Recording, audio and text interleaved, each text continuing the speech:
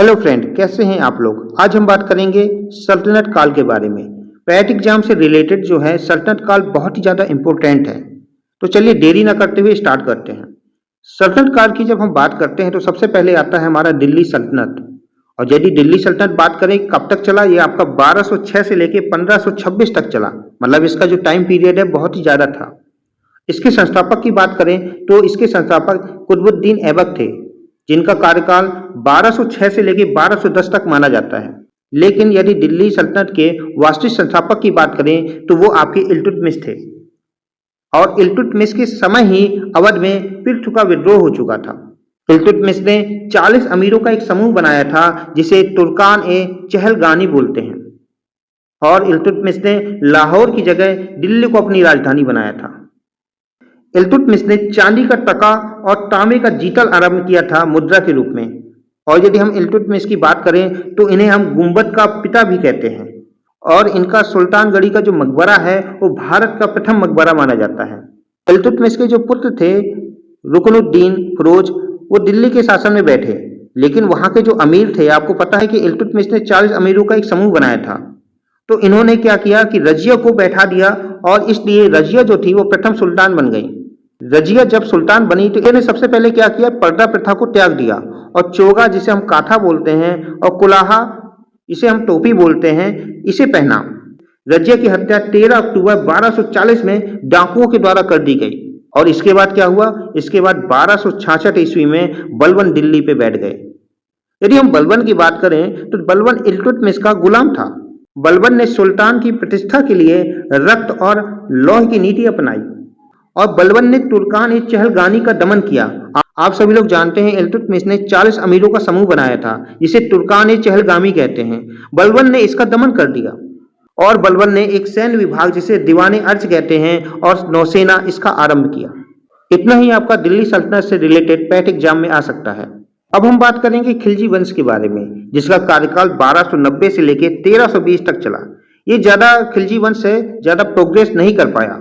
यदि हम खिलजी वंश की स्थापना की बात करें कि इसकी स्थापना किसने की थी, इसकी स्थापना जलालुद्दीन ने की थी।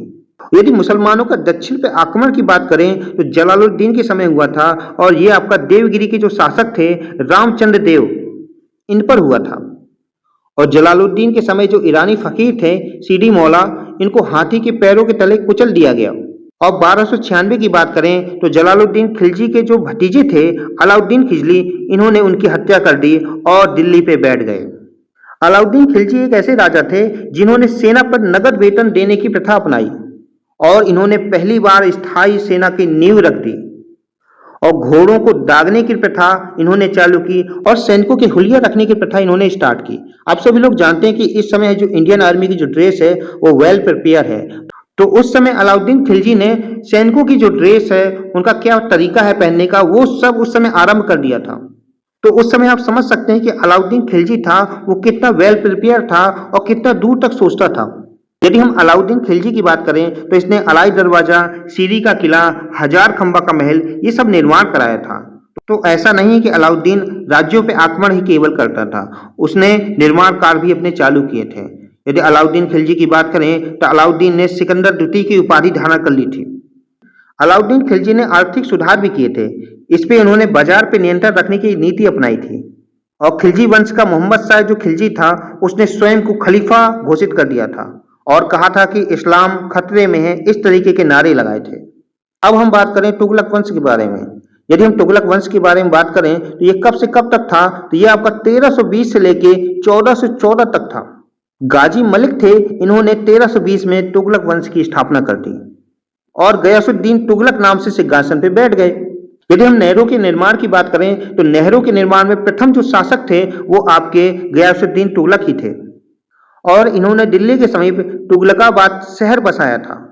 गयासुद्दीन के बाद जूना खां, जिसे हम मोहम्मद बिन तुगलक कहते हैं, ये गद्दी पर बैठे और इसने सांकेतिक मुद्रा का प्रचलन किया और दुआब में वृद्धि कर दी।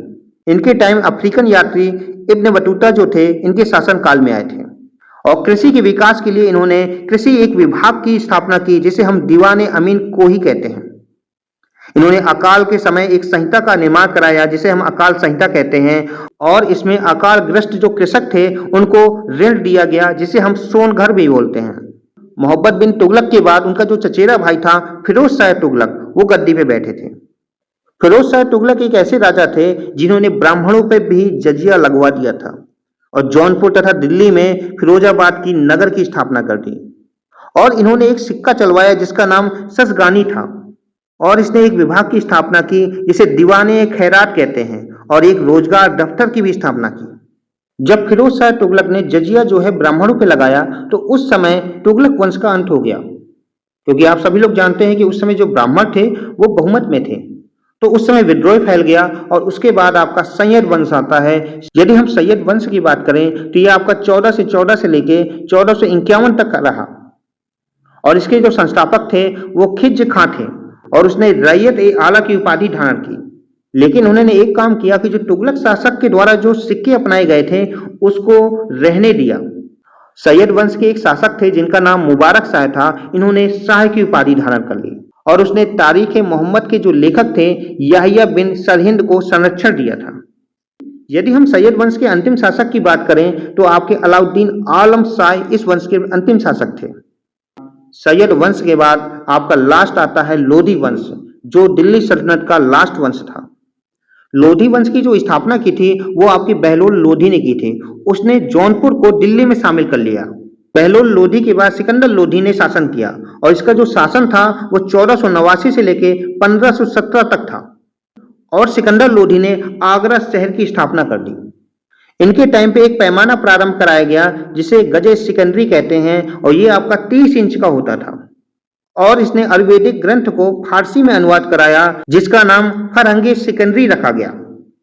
सिकंदर लोधी की मृत्यु के बाद इब्राहिम लोधी गद्दी पे बैठा और इसका जो शासन था वो 1517 से लेके 1526 तक था और इब्राहिम लोधी और राणा सांगा के बीच 1517 से लेके 18 तक खटोली का युद्ध हुआ जिसमें लोधी की हार हुई और 1526 में पानीपत में बाबर के साथ युद्ध हुआ जिसमें इब्राहिम लोधी मारा गया। यदि बहलोल लोधी की बात करें तो वो अमीरों को मसनद ए अली कहता था। इतने ही क्वेश्चन आपके पैट एग्जाम से रिलेटेड आ सकते हैं। जितने आपके क्वेश्चन है वो मैंने सभी लोग इसमें मेंशन करा दिए हैं। अब हम बात करेंगे सल्तनत काल के प्रशासन के बारे में कि उस समय कौन से अधिकारी थे और उनके क्या कार्य थे। इसमें सबसे पहले आते हैं आरिज ए मुसालिक। इनका जो कार्य था वो आपका सैन्य विभाग का काम था। ईसा ए मुमालिक जो थे वो पत्राचार उनका विभाग था। मुशरिफ ए मुमालिक जो थे वो महालेखाकार थे। साहना ए मंडी थे, वो आपके बाजार में जो माप हुआ करती थी उसकी जांच करते थे। इसके बाद मुहतसिब जो थे वो आपके आचरण की जांच करते थे कि इसका आचरण कैसा है। काजी उल कुज्जात जो थे वो न्याय विभाग के प्रमुख थे और जो खाजिन थे उनका काम राजकीय आय को संग्रहित करना था। दीवाने रियासत जो थे वो आपके बाजार पर नियंत्रण करते थे। सर ए जहादार जो थे वो सुल्तान के अंगरक्षकों के प्रधान थे। बरीक ए मुमालिक जो थे वो गुप्तचर विभाग के लिए काम करते थे।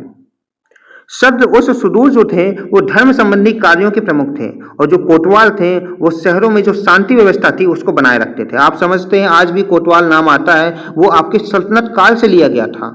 अब यदि हम सल्तनत काल के प्रमुख विभागों की बात करें, पत्राचार विभाग को दीवान ए ईसा कहते थे उस टाइम पे और राजस्व विभाग को दीवान ए मुक्त खराज कहते थे और दास विभाग को दीवान ए बंदगान कहते थे और दान जो विभाग था उसको दीवान ए खैरात कहते थे। वजीर विभाग जो था उसको दीवान ए विजारत कहते थे और सैन्य विभाग जो था उसे दीवान ए आरिज कहते थे और लास्ट में पेंशन विभाग जो था उसे दीवान ए इफ्तिहाक कहते थे।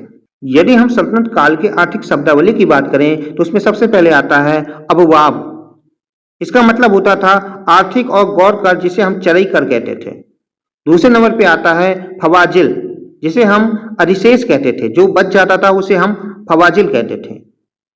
यदि हम महसूल की बात करें तो इसे हम भू राजस्व का अनुमान कहते थे। यदि उस समय कहते थे ना भू राजस्व का अनुमान ये लगाते हैं तो उसको हम महसूल कहते थे। निर्ख ए फरमानी जो था वो राज्य द्वारा घोषित जो मूल्य होता था उसे हम निर्ख ए फरमानी कहते थे और राज्य द्वारा जो निर्धारित पैदावार होती थी उसे वफा ए फरमानी कहते थे और राजकोषी जो मांगे हुआ करती थी उसे हक ए दीवानी कहते थे और पराजित राजाओं द्वारा जो लिया गया राजस्व और जो कर था उसे खिदमत कहते थे। तो ये मैंने आपको पैट एग्जाम से रिलेटेड मेन जो टॉपिक हैं आपके सल्तनत काल में वो सब आपको पढ़ा दिए हैं। आई होप इससे ज़्यादा कुछ और नहीं आ सकता है। तो आप यदि ये बार बार रिवीजन करेंगे तो आपके लिए बहुत ही ज़्यादा बेनिफिट होगा और एग्जाम के लास्ट टाइम में ये क्विक रिवीजन के बेस के लिए बहुत ही ज़्यादा इंपॉर्टेंट है। आई होप आपको ये मेरी मेहनत पसंद आई होगी। यदि आई है तो प्लीज़ इस वीडियो को लाइक करें, सब्सक्राइब करें और हो सके तो शेयर कर दें। धन्यवाद।